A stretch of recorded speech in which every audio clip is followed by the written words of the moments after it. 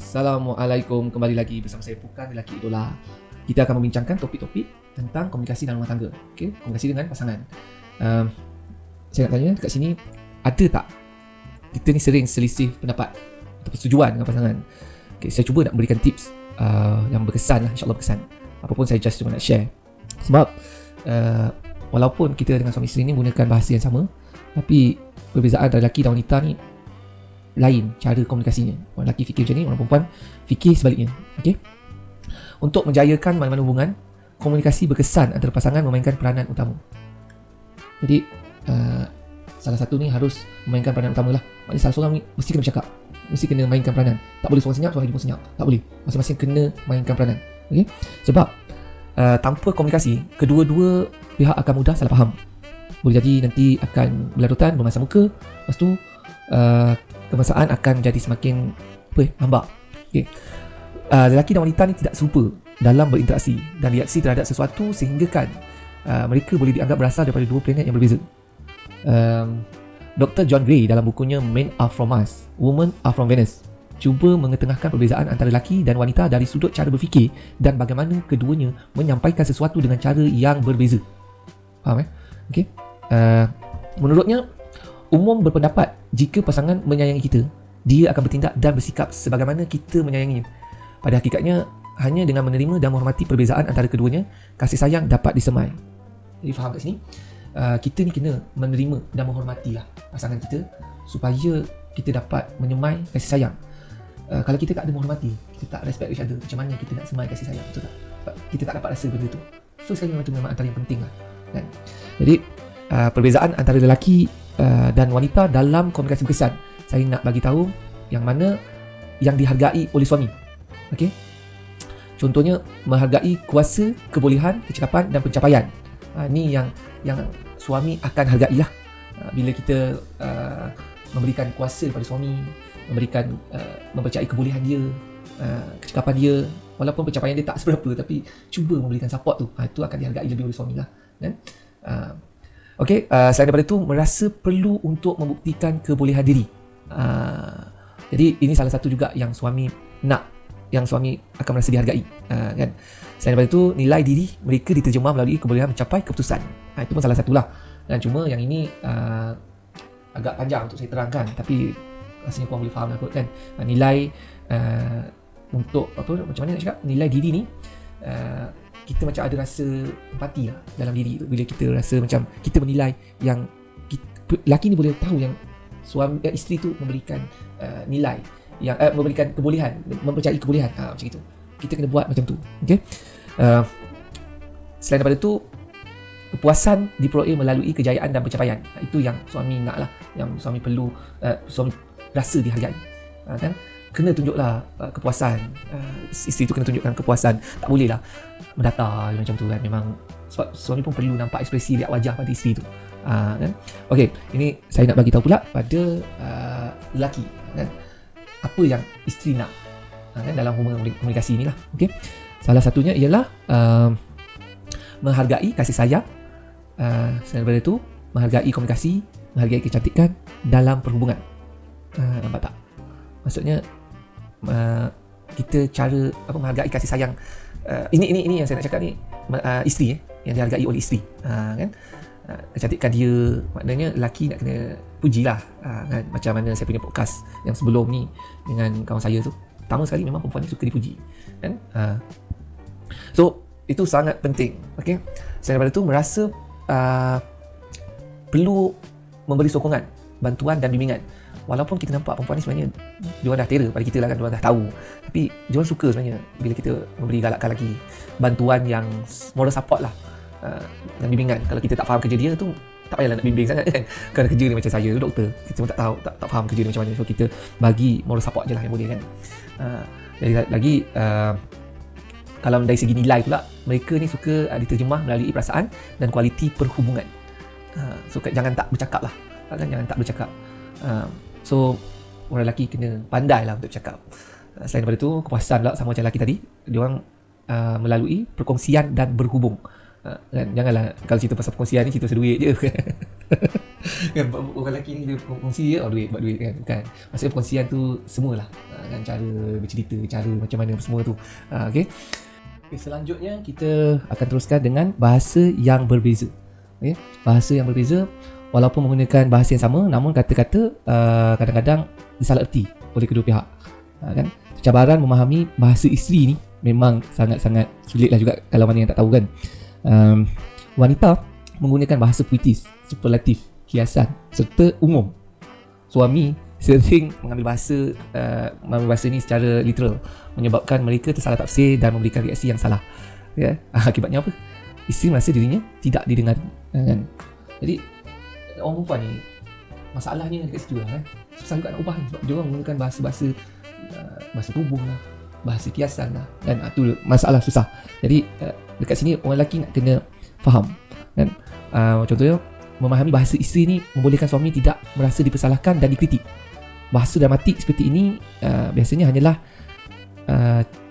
cara isteri meluahkan perasaan sepenuhnya dan tidak sepatutnya diambil secara literal. Kan? Okey. Cabaran memahami bahasa suami ni, sebelum menjawab, lelaki akan memproses apa yang didengar dan menilai jawapan yang paling betul. Kan?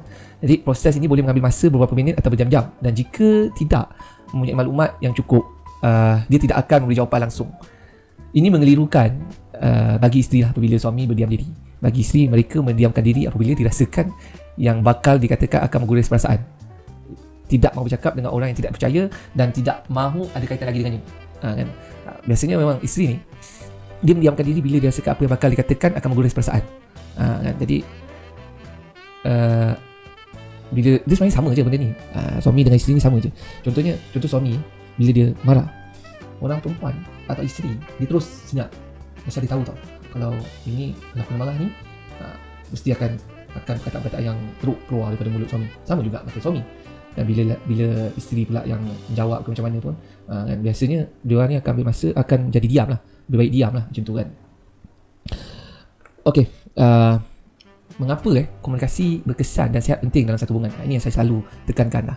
Sebab saya masih ingat kata-kata daripada Dr. Angela R. Wiley, pakar kehidupan berkeluarga dari USA lah, di University of Illinois USA, menyifatkan kepentingan komunikasi sebagai alat untuk berhubung secara emosi antara satu sama lain. Ni dia cakap lah, kan? Manakala hubungan emosi pula menentukan kualiti dalam sebuah perhubungan. Beliau juga berpendapat komunikasi yang baik dan skill menyelesaikan masalah adalah kritikal bagi menjayakan hubungan. Namun, perhubungan yang sihat memerlukan lebih daripada itu. Okey. Ini doktor yang cakap bukan saya cuma bacakan balik. Okey. Berikut ni adalah beberapa panduan praktikal dalam komunikasi berkesan. Okay, ketika meminta bantuan suami, ada 5 perkara perlu diperhatikan. Okay, iaitu masa yang tepat. Okay, tidak mendesak, ringkaskan permintaan, lepas tu buat secara langsung, minta secara langsung, dan gunakan perkataan yang betul.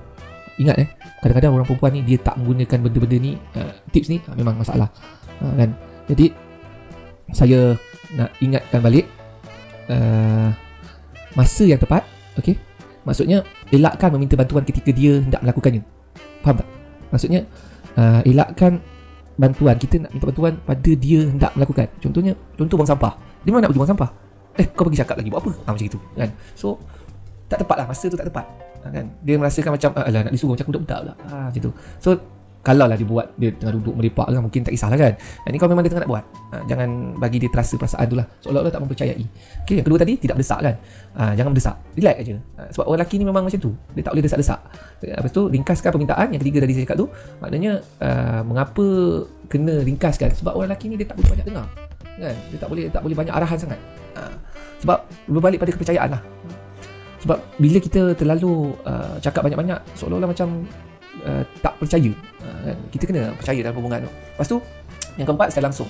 Jika minta bantuan tu kena secara langsung, supaya suami ni tak rasa dipergunakan. Faham tak? Kadang-kadang orang perempuan ni dia tak faham apa maksud lelaki.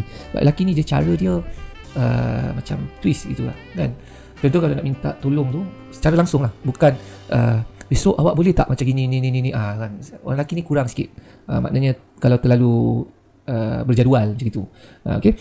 So yang terakhir sekali tadi apa? Menggunakan perkataan yang betul. Tu paling betul lah. Janganlah cakap dengan pertama sekali nada tu kena jaga juga kan. Tak boleh main tak je. Sebab kadang-kadang orang perempuan ni dia punya cara nada dia tu tak betul, bukan kata-kataan dia, nada tak betul lah, tu masalah. Okey. Manakala suami pula bila dengan isteri pun kena menggunakan komunikasi dengan betul lah. Bukan kata isteri pada suami je kan, tak fair lah pula. Jadi saya pun nak bagi 5 tips juga. Okay. Pertama, kata-kata yang jelas, nada lembut. Yang kedua, nombor 3, rasa selamat. Nombor 4, interaksi positif. Nombor 5, segera jelaskan. Kan? Kena, kalau dengan perempuan memang kena macam tu, kena segera jelaskan. Kan? Pertama tadi, sebalik pada kata-kata yang jelas. Yang pertama tadi lah.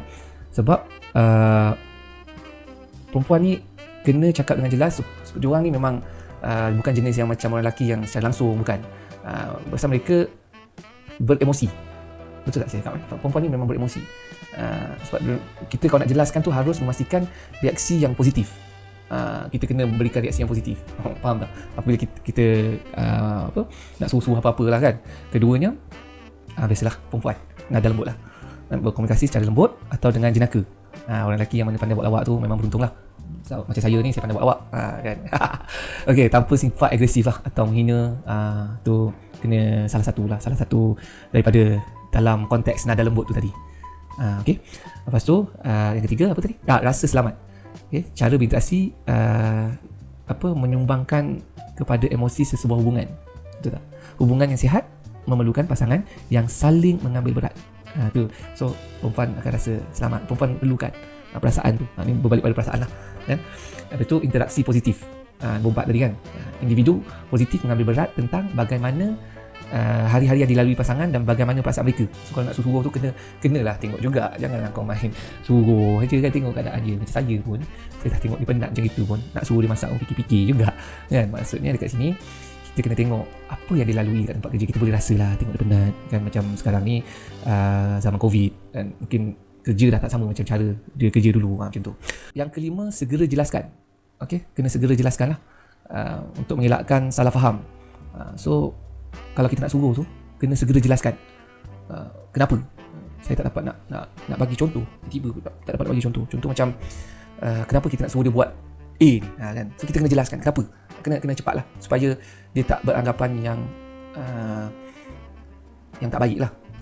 Salah satunya contoh macam pinjam duit kan, atau suruh bayarkan dulu kan, jelaskan. Lepas tu bagi tahulah kenapa. So insyaAllah benda tu akan baik lah. Ini yang terakhir, iaitu kata-kata yang ingin didengari oleh setiap pasangan.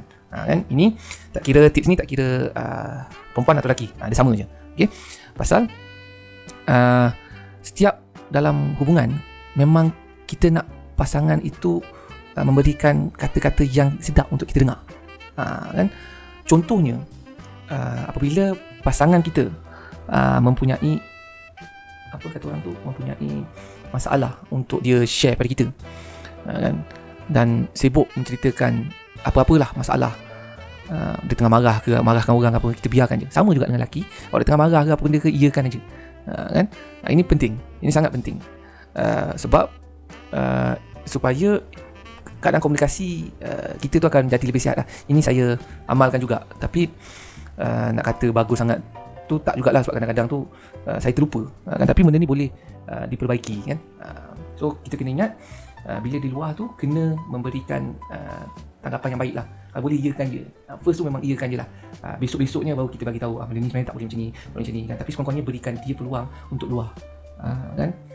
Bila kita dah berikan sokongan, keduanya kita memberikan komunikasi tanpa menyalahkan, dan yang ketiga mendengar tanpa menyalahkan. Tu dah cukup. Ini tips yang terakhir lah, yang pada saya tu insyaAllah lah akan berkesan kan. Kalau tak berkesan, cari dengar pula orang lain kan. Sebab ini pun saya pun ambil beberapa rujukan juga sebenarnya. Contohnya macam tadi tu, rujukan saya daripada buku daripada Dr. John Gray tu kan, atau buku ni daripada tahun 1998, lama kan. Tapi mungkin ada yang terbaru-terbaru ni saya dah lama tak baca lah kan. Yang buku-buku keluaran terbaru ni saya dah tak ada nak baca-baca dah. Tapi pada saya insyaAllah benda ni boleh berkesan. Baiklah, itu saja untuk kita punya tajuk hari ni, perbincangan kita hari ni kan. So sampai situ saja. Semoga kita berjumpa lagi di channel Bukan Lelaki Idola. Kalau saya ada tips lagi, saya akan berikan tips-tips lagi kepada kalian semua. Okay, baiklah, terima kasih banyak. Assalamualaikum, bye.